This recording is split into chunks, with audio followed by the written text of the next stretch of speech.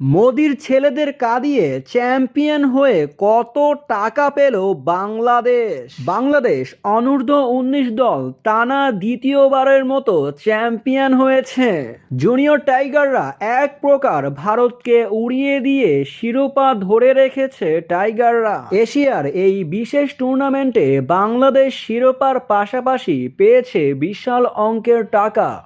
বাংলাদেশ অনূর্ধ্ব-19 দল এশিয়ার চ্যাম্পিয়ন দল হওয়ায় তারা পেয়েছে $15,000, যা বাংলাদেশি টাকায় প্রায় 17 লাখ টাকা। অন্যদিকে রানার্স আপ হওয়া ভারত পেয়েছে বাংলাদেশের অর্ধেক টাকা, $7,500 পেয়েছে তারা। ভারতকে হারিয়ে বাংলাদেশ ভারতের থেকে দ্বিগুণ প্রাইজ মানি পেল এবার এশিয়া কাপে। বাংলাদেশের যুবারা প্রমাণ করে দিয়েছে ভারতকেও তারা হারাতে পারে বিদেশের মাটিতে। বড় কোনো ইভেন্টে বাংলাদেশের কাছে পর দুইবার হেরেছে ভারতীয়রা।